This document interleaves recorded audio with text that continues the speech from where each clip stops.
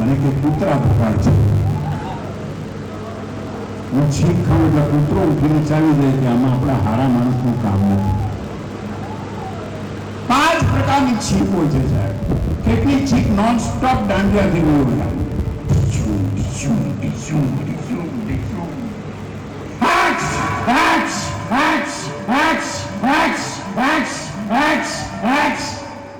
Non stop દાંડિયાથી છે. અને કેટલી છીક એવી હોય ને સાયલન્ટ છીક હોય. એને ખાધી કે નહીં ખાધી એ આપણને ખબર નથી.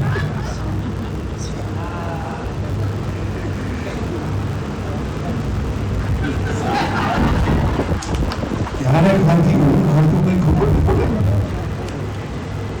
સાયલન્ટ છીક. હમણાં એક કાકા છીક ખાતા હતા. છીક ખાય ને ગળી જાય. છીક ને ગળી જાય.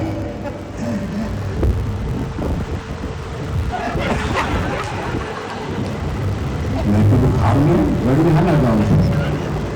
મને કે ના કરે એમ કેમ? મને કે તારી કાકી મરી ગઈ ગઈ તને ખબર છે ને? મેં કહું આ તો કે મરી ગઈ ત્યારે કહેતી ગઈ કે હું મરી જાઉં પછી જો તમને છીક આવે ને તો માનજો કે હવે હું તમને ઉપર બોલાવું છું. ત્યારથી કાકો છીક ના. અને એમાં કોલેજની છોકરી તો છીક થાય ને તો આપણને ખબર ના પડે કે આને છીક ખાધી એમ.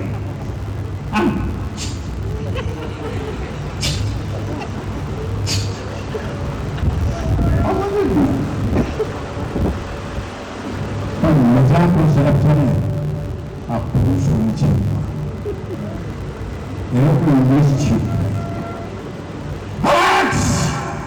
સોરી.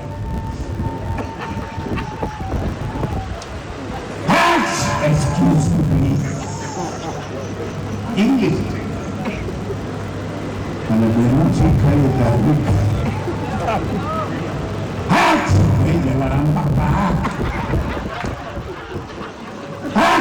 સંતોષી માં હસો.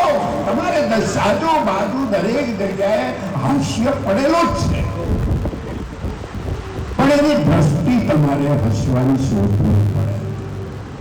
અહીંયા તો ભજન ચાલે છે. મારો એક જગ્યાએ મદ્રાસમાં કાર્યક્રમ હતો અને એમાં મદ્રાસીના ભજન ગાવાના. ગુજરાતી મદ્રાસી. અને એમાં એક આપણો અહીંયાનો માણસ એટલે એ મદ્રાસી ભજન ગાય. એવું નથી કે ગુજરાતી ભજન ગાય, મહારાષ્ટ્રીયન પણ ગાય, કન્નડ પણ ગાય, તમિલ પણ ગાય, મદ્રાસી પણ ગાય. હવે થયું એવું કે બધા ફિલ્મમાં પહોંચી ગયા પણ જે મદ્રાસી ભજન ગાતો હતો ને એ પણ ચૂકી ગયો. હવે મદ્રાસ એટલે કેવું સાહેબ? તમને બધા ટાઈમમાં બહુ પાકવું.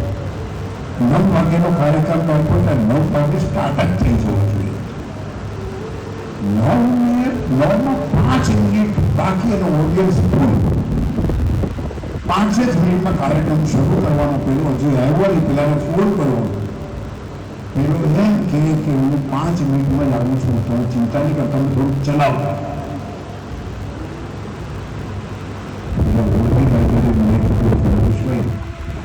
તમે થોડું ચલાવો.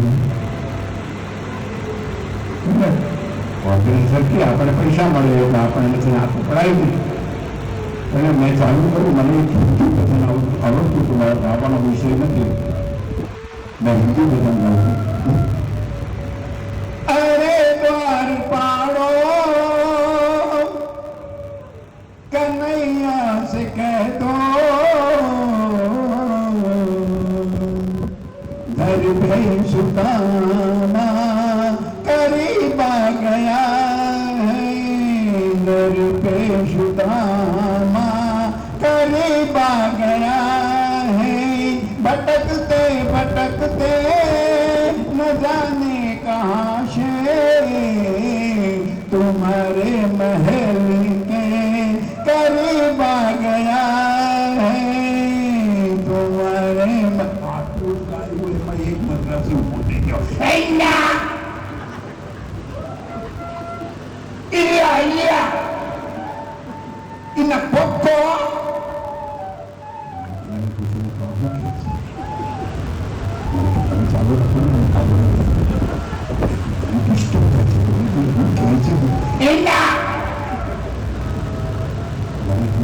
કહે છે કે અમે મદ્રાસી પર જતા થયા છે. આ હું બોલે છે એમાં મેં કંઈ હું પડતું નથી. મદ્રાસીમાં જતા તો હવે હું શું કરું? મને કહે છે ભગવાને 10 મિનિટ લાગે એવું છે. તમે કામ કરો, આ ભજન જે ગાતા છે ને એમાં એન્ડે લગાવી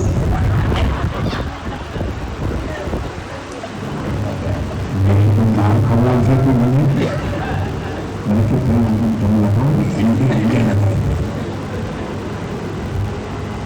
એટલે મેં ભજનને આખું બદલું મને એન્ડે વાંધો નાખ્યો. ઈનાર કુંડે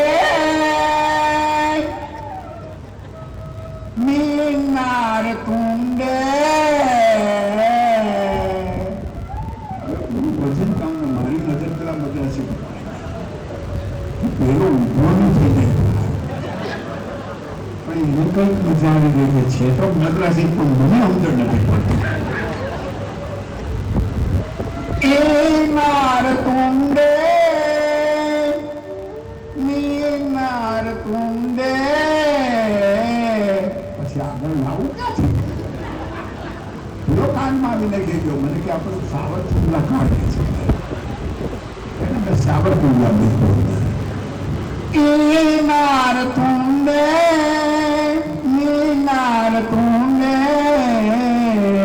સાવરકુંડે દામોદર કુંડે સાવરકુંડે દામોદર કુંડે હાથી પાણી પીએ મોટી મોટી સુંડે હાથી પાણી પીએ મોટી મોટી સુંડે ગોપીનાથ મુંડે બડે બડે ગુંડે ગોપીનાથ પેલો ઉભો થઈ ગયો એકદમ આવીને મને 500 રૂપિયાની નોટ નથી.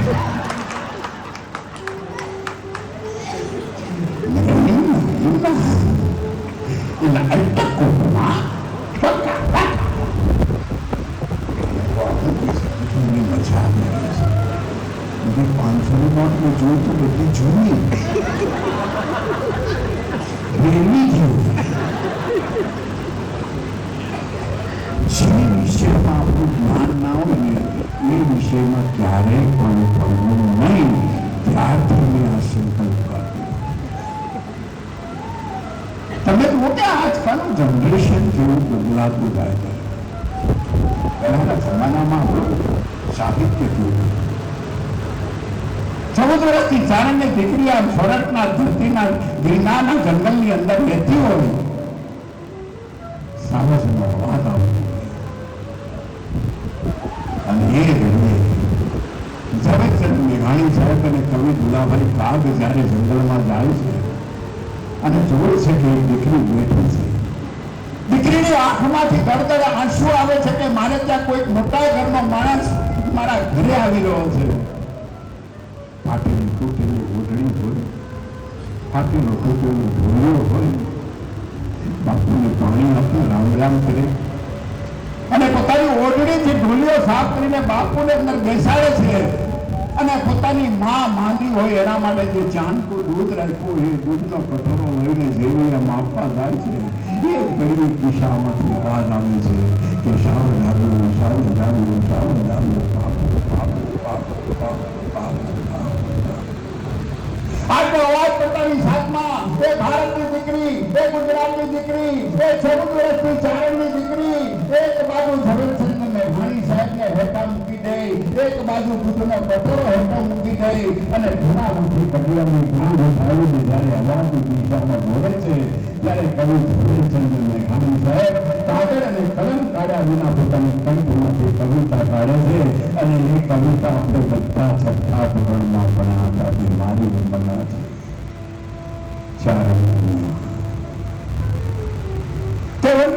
રાજા ગરજે ગીર કાંઠાનો સિંહ ગરજે એરાવત મવારી ગરજે કડપા કડ્યું જોતો ગરજે મફાટી માથેલું ગરજે નામ તો ગરજે નામ એવો સમુદ્ર ગરજે નામ એવો સમુદ્ર ગરજે નામ એવો સમુદ્ર ગરજે કરજે, પણ ક્યાં ક્યાં કરજે?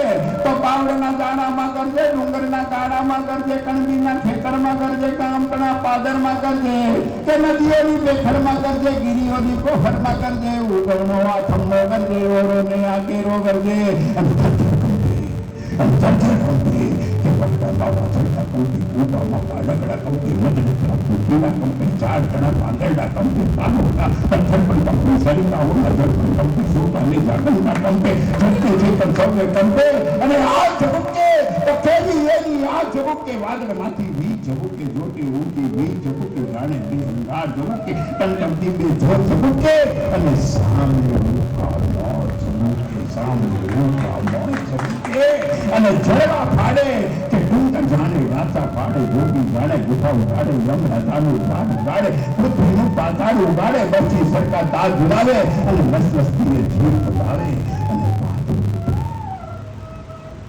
કે કડકંદાર બિરાદર ઉઠે ફરસી લઈને ચારણ ઉઠે કડક હે તો આહીર ઉઠે બચી ભાલે કાઠી ઉઠે ગંદર માથી માટી ઉઠે કોબો હાથ લબાડી ઉઠે કાય કનાર ખવાલો ઉઠે દૂધ મલા ગોવાળો ઉઠે છોડ દેનારા ઉઠે ખોખારો ખાનારા ઉઠે અને માનું દૂધ પીનારા ઉઠે માનું દૂધ પીનારા ઉઠે અને 14 વર્ષની ચારણ કન્યા કે 14 વર્ષની ચારણ કન્યા બાળી બોડી ચારણ કન્યા શેર વાળી ચારણ કન્યા ચાર ચડતી ચારણ કન્યા પાડ ભૂલતી ચારણ કન્યા હાથ મોટી ચારણ કન્યા ત્રાડ પાડીને શિવને એમ કહે છે કે હું ધોરી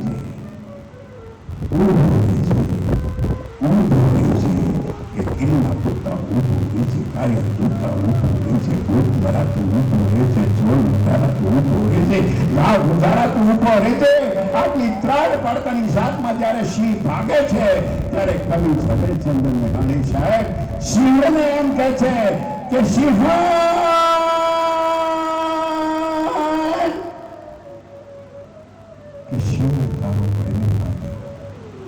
શિવ તારો ભડવીર ભાગ્યો રણમેરીને કાયર ભાગ્યો ડુંગરનો રમનારો ભાગ્યો હાથીનો હણનારો ભાગ્યો જોગીંદર છટાડો ભાગ્યો મોટો વીર મુછાડો ભાગ્યો અને હર એક નર થઈને તું નારીથી ભાગ્યો એક નર થઈને તું નારીથી ભાગ્યો અને તે પણ આ નાની મસ્તી છોડીથી ભાગ્યો આ ગુજરાતની દીકરીની તાકાત હતી અને આ તાકાત ટકાવવા પાછળ જો કોઈ મોટા સંસ્કાર હોય તો એ મીરાબાઈનું ભજનો છે, નરસિંહ મહેતાના ભજનો છે અને પ્લાસ્ટિક ના ગયા અને હવે થર્મોકોલના વાસણ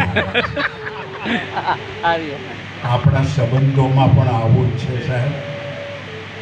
આપણા સંબંધો સોના ચાંદી જેવા હતા અને આજે હાવ આપણે થર્મોકોલ જેવા સંબંધો ઉપર આવી ગયા છે કે એકવાર વપરાયા અને પછી ઉકરડામાં એને કાઢ્યા. સાચી વાત કે ખોટી વાત? સાચી વાત. કારણ કે આજે માણસને તપેલા બનવામાં કોઈ રસ જ નથી, દરેકને ચમચા બનવું છે. પણ જે ચમચા બને છે એને ખબર નથી કે ચમચાનું કામ એટલું જ હોય છે કે તપેલું ને ખાલી કરી નાખવાનું. એ સિવાય એને બીજું કોઈ કામ જ ના હોય.